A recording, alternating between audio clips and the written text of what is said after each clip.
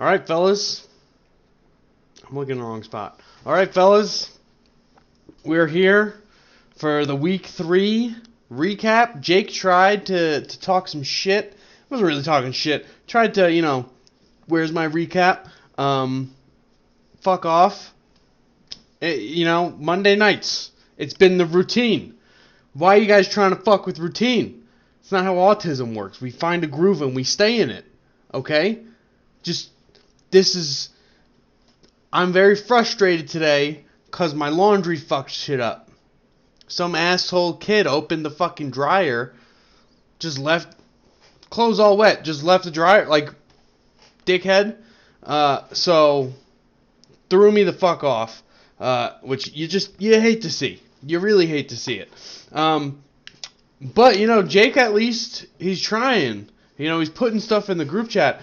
I gotta try and make these entertaining, fellas. I know we're talking fantasy here, but it's hard for me to do that when I don't got any material to work with from drama in the group chat. Like, come on, fellas. What are we doing? Not even an Eddie suck my team name this week. Not Chumba, making some bullshit up about somebody. Oh, I was about to say, is that another request for the recap? It wasn't. Just nothing this week. I look in the group chat, nothing there. Nothing there. Chumba asked his question in the wrong group chat about the first baseball game that was aired on television. That was it. That wasn't drama. Chumba had some pick-me behavior about should he watch a movie or not, and we were like, fuck off. But I don't even think that was in front of everybody. So I need some material, fellas, or else these are just going to be me reading numbers and spazzing the fuck out. That being said, let's get into it. Game of the week recap. Pretty big gap here. Jake really tried to come back there at the end, putting up 100 points, after putting up 56 the day before. Late push. John just got out ahead and stayed ahead. John, really aggressive guy this week. I talk shit about his team. Still not playing great defense, but boy, did the offense step up. You love to see it for John, at least. Actually, wait, I think John's in my division, so I don't really love to see it. But game of the week, because Jake was 1-1, John was 0-2. They are both now 1-2 in the same division. As mentioned, divisions play each other a lot more to make those division races tighter. So, I'm hoping that pans out. We'll see for sure, though, as we get deeper. But both teams 1-2, and at least one of these teams, I think both of them might, I forget. We'll see.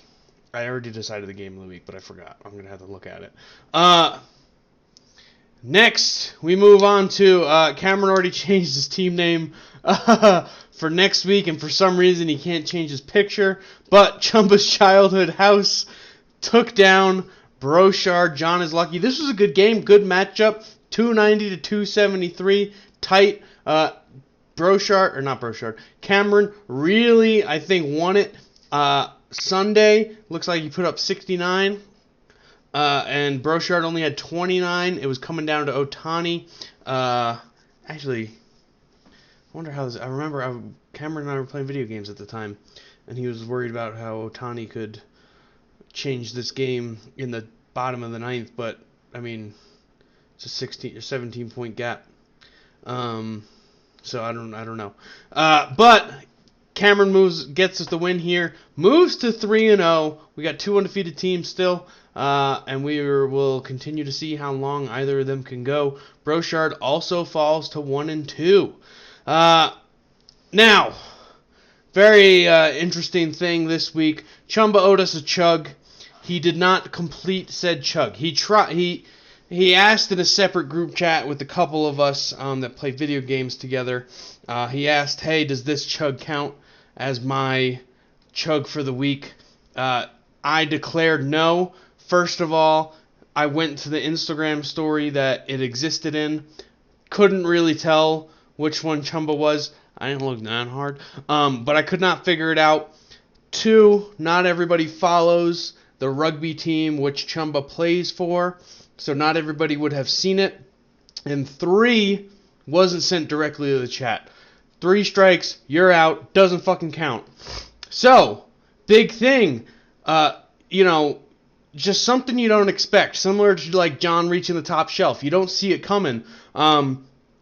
Just like Connor, don't see him coming. Girls don't see him. Girls don't see Connor coming. But just like John reaching the top shelf, you don't expect this to happen. Chumba fails to score 200 points.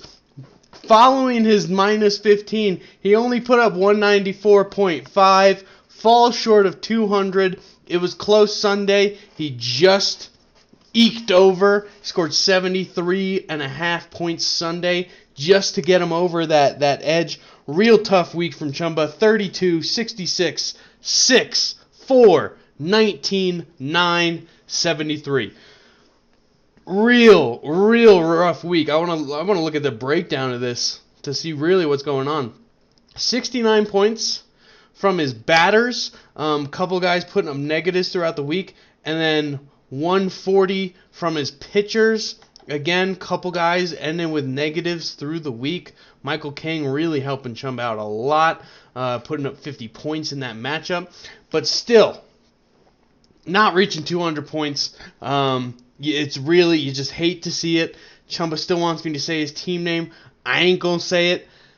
Not going to happen. It's just not going to happen.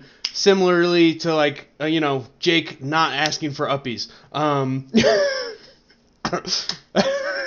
That one just came out of... So, really, just quite the week for Chumba. Got to figure it out. Owes us another chug. Guys, we're going into week 4. We have not gotten a single chug yet. It is kind of getting ridiculous. We got 2 matchups left. Next, we got myself versus Griff. This was the interleague game of this week. Not going to lie, Griff kind of had me kind of concerned up until looks like Friday was the day that I came back. Griff put up 103 points on Tuesday this week. He put up 2.5 on Monday to my 52. I was like, all right, we're getting this. Then he put up 133 to my 72. I was like, shit. He brought it back. And then 48 I put up to his 63. Griff's in the lead. I was like, shit. I put next day, Thursday, 28 to his 24.5. I was like, fuck, Griff's. I was getting nervous. Then I put 115 to his 29. Saturday, very close. He put up 66. I put up 55. That was the day I had to survive. I said, Saturday, I think he had 4 pitchers going that day. I only had 2 or 1. I said, if I can keep it close Saturday, I have a chance on Sunday where I have more pitchers than he did. He did some waiver pickups, which I think actually hurt him. And I put up 56 to his 58. So this is a real good matchup, even though I ended up winning by about 50. It was quite a tight week up until the very end of the weekend. Good matchup, Griff. Griff, one of our true guys, been doing very well in fantasy baseball the last couple of years. Starting off a real sluggish 0-3. You know what they say about teams that start 0-3 making the playoffs? It's a long season, but it's tough. So Griff really got to dig deep, bear down, and try to pull out some of these wins. I think I had a conversation with Griff one time where he said early in the season doesn't matter that much, right? It might have been a Cameron conversation, but I'm also thinking Griff and I had it, where, the first couple weeks, whatever, it's really the end of the season, when you got to lock in, boys got to get hard and focus, and really just jam it in there to get those late season wins, get hot right before the playoffs. But we'll see. We'll see if Griff can pull that out. And then finally, big win for Alec. Almost 100-point victory. 353 to 258.5. Taking down Connor. Big win. Don't know how much Connor paid attention to fantasy this last week.